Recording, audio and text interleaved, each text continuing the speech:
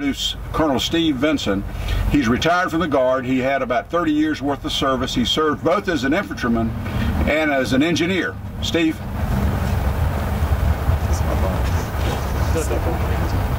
Thank you, General Bowen. Thank all of you for being here today. Today is a very special day, and to General Livingston and all of you other general officers, citizens, and patriots, thank you for coming out, even though it is a bit cool. As you know, the symbol of the Guard is of a colonial era man with one hand on a plow and the other hand on a rifle.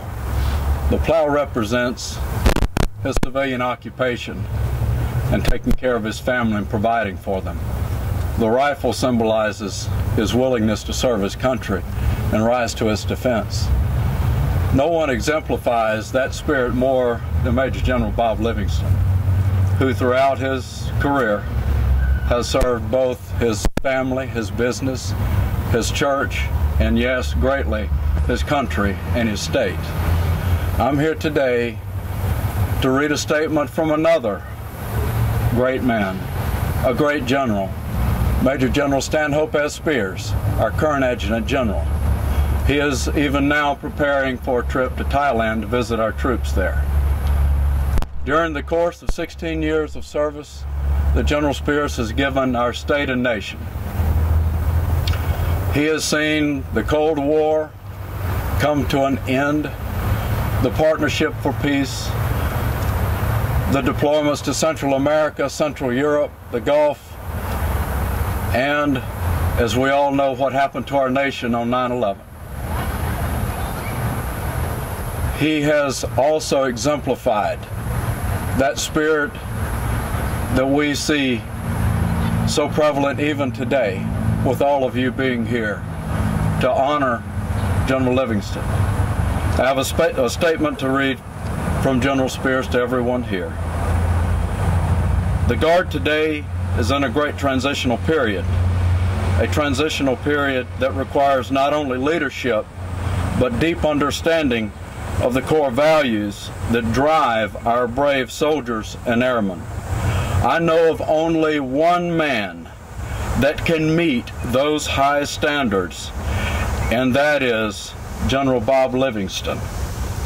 Now is the time for all of us to get behind his efforts and see him through the Republican primary and on to the general election. Thank all of you for your service to our state and to our nation, and to all veterans. Honor is given. Ladies and gentlemen, God said in 1 Samuel 2:30, "Those who honor me shall I honor." Ladies and gentlemen, today there is honor in this place, and today General Spears has placed that honor with Major General Bob Livingston. When I was asked to MC this, I said, "Do you want me to make a pretty considerable speech?" I was immediately told, "No, what we want you to do is introduce Bob Livingston." So without any more ado, I want to introduce to you my friend, my fellow soldier that I've served with for many, many, many years, the next Adjutant General of the state of South Carolina, Major General Bob Livingston. Thank y'all so much for coming out here, braving the cold and the approaching rain. So I'll try to get us out here before it starts raining. First off, I think this is a very appropriate site to talk about military affairs. This site honors the great service of the men and women who serve our country so well. And it sure is great to see so many friends here from all corners of my life.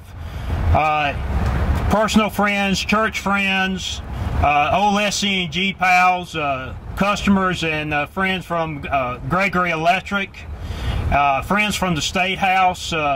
So I really appreciate y'all all being here, and thanks to members of the legislature and for the press for taking a couple of minutes to come down over here.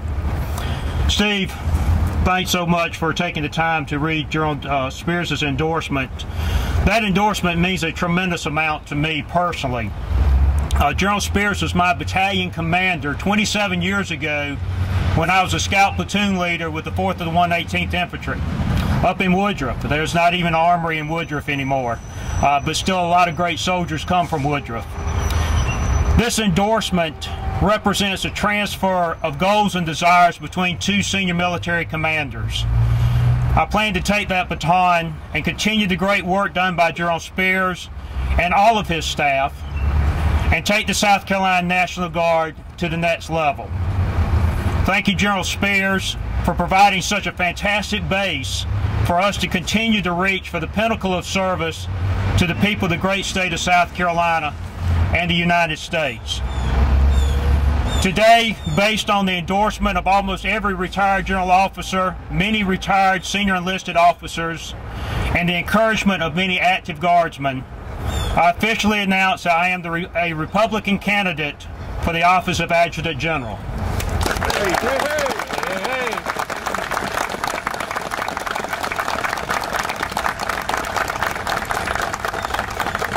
Thank you. Maybe I should stop there, but now, the Adjutant General, as most of you know, because most of y'all have been associated with this, but he is or she is the head of the Army Guard, the Air Guard, the State Guard, and the Emergency Management Division. He's also the senior military advisor to the Governor of South Carolina. As you can imagine, since 9/11, the requirements to do this critical job well have increased exponentially. The National Guard is now the nation's operational reserve, with the vast majority of its members on their second and third tours. Unfortunately, given the nature of our enemy, that is going to continue for the foreseeable future. We owe it to our soldiers, airmen, and families a National Guard that can prepare them properly to serve both home and abroad. We owe the people of South Carolina a National Guard that is prepared to support the national effort as federal troops and is prepared to serve the governor and the people of South Carolina as the military arm of this great state. I'm uniquely qualified to lead this fine institution. Of the current candidates, I am the only member of the National Guard. I am the only combat commander, and I served at a senior level with over 9,000 people from 18 different countries in Afghanistan. I am the only general officer running, the only veteran of recent conflicts, the only person to have answered the call of state duty, and the only business owner. I know what it takes to prepare soldiers and airmen for battle, and I know what we ask of them and their families. I have prepared them, taking a non-deployable brigade and that was going to be split up and sent to many different parts of the combat zone. And we were able to bring that brigade to being able to be deployed within 1 year. We deployed as a brigade and were told by the 1st Army Commander that we were the best trained brigade he had seen. So that means the best in all of the National Guard. And that was the 218th Brigade. Let's give them a round of applause, please.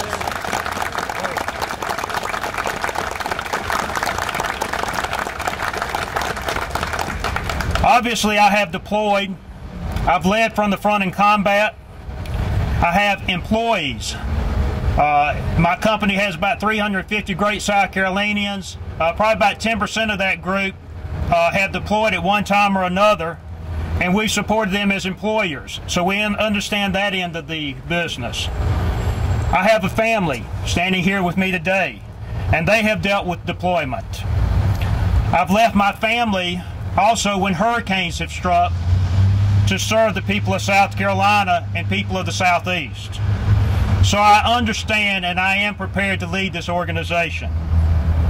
My wife Barbara, she understands that the Adjutant General's job is a team sport and is prepared to support the families as only a commander's wife can do. Ladies and gentlemen, every day our soldiers, airmen, are prepared to safeguard our state and country. I will take care of them, I will prepare them, and I will lead them as your next Adjutant General. May God bless our great country, our state, our National Guard, and guide those leaders who lead them. Thank you.